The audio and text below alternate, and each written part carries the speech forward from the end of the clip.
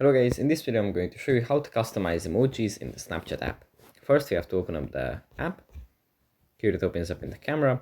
From here we just go into the profile menu, then into settings, then we scroll down, and here under privacy control we find customize emojis.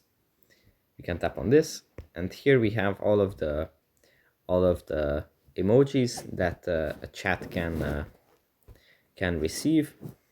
BFF, Super BFF, Besties, BF, Stop Group, etc. And we can customize these emojis to our liking. For example, the pinned conversation can get a new kind of emoji if we want to. And yeah, that's pretty much it for this video. Hope it was helpful for you guys, and I'll see you in the next one.